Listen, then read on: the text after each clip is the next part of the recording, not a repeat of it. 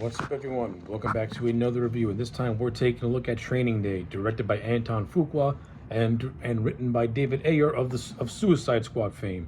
Training Day stars Denzel Washington as Alonzo Harris, a corrupted LAPD narcotics police officer, and Ethan Hawke as Jake Hoyt, pretty much his rookie partner.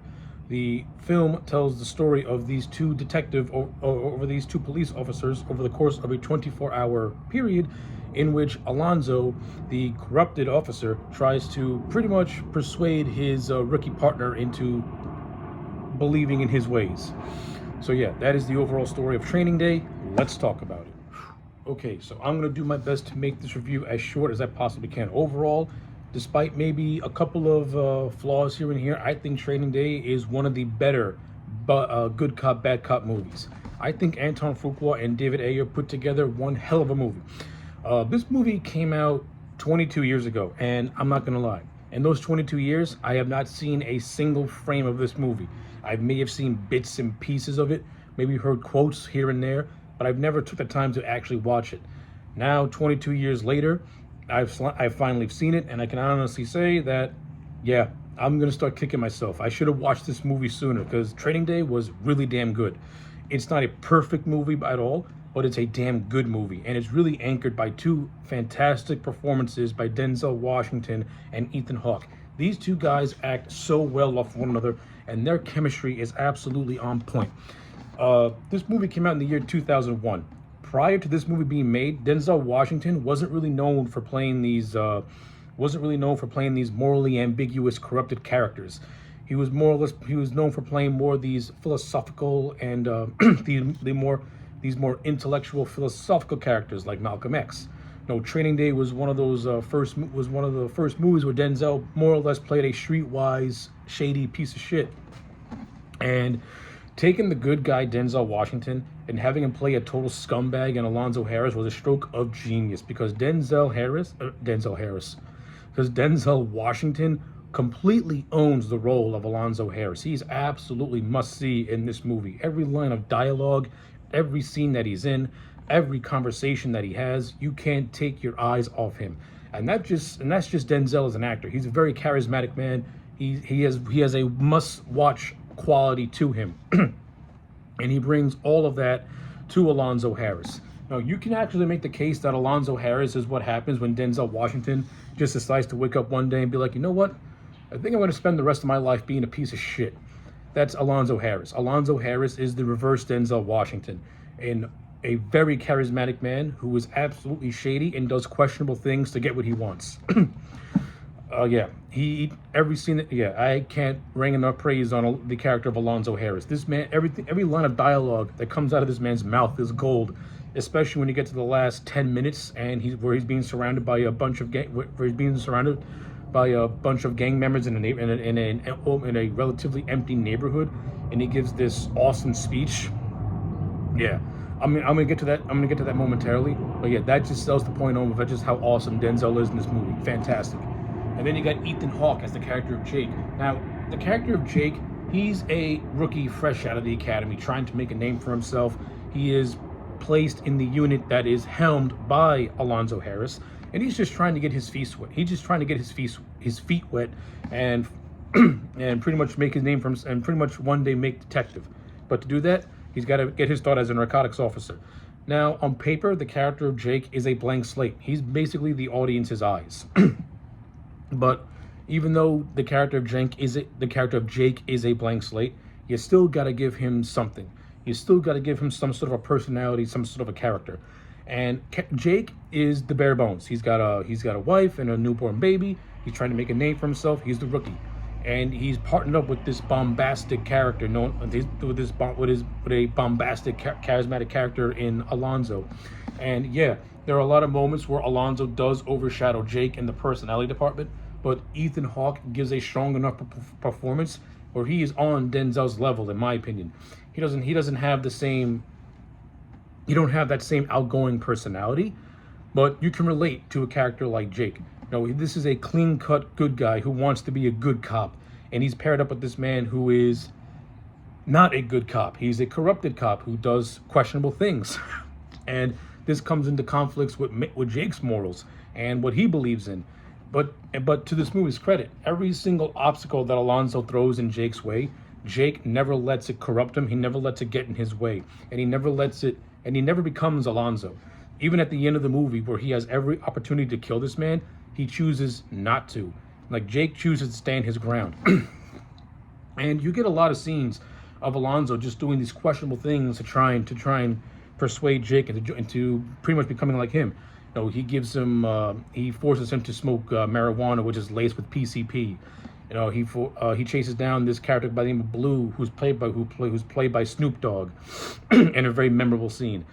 Jake also stops these two gang members from raping a 14-year-old girl. It's later revealed that the 14-year-old girl is the cousin of the cousin of a Mexican gangbanger who nearly tries to kill Jake. It's like every single obstacle that Alonzo throws in Jake's way, Jake manages to overcome it. Especially when Alonzo tries to frame Jake for the killing of a character by the name of Roger, played by Scott Glenn. Good stuff. Like, Jake goes through the ringer in this movie, but he ends up coming out a better person at the end of it. And again, all that has to go with David Ayer's writing, Antoine Fuqua's direction, and just the acting in general from both Denzel and Ethan Hawke, who make these characters come to life and make them feel real and make them feel relatable. Like, in a way, you can relate to a character like Alonzo Harris, and in a way, you can relate to a character like Jake Hoyt. Like, these are characters that I feel can exist in a corrupted Los Angeles police department. The supporting cast that surrounds Denzel and Ethan Hawke are also great as well. You have the character of Cliff Curtis, who plays a character by the name of Smiley.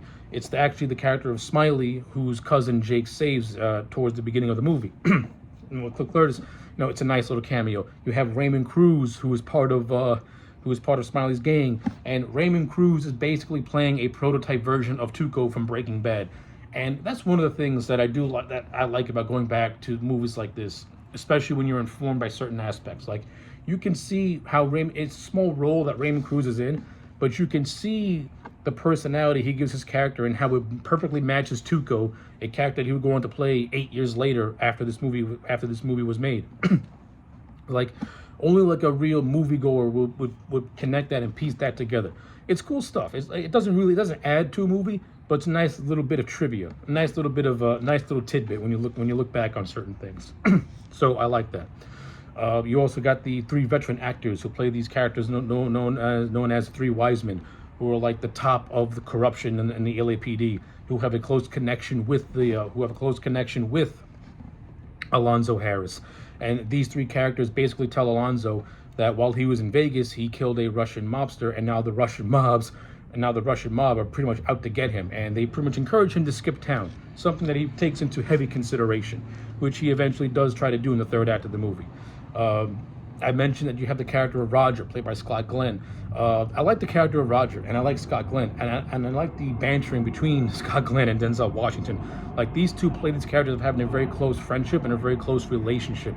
And I like how the movie hints at the fact that once upon a time, Alonzo was an idealistic cop like Jake, but became corrupted. And I like how the movie kind of hints at the fact that Roger played a hand in corrupting Alonzo.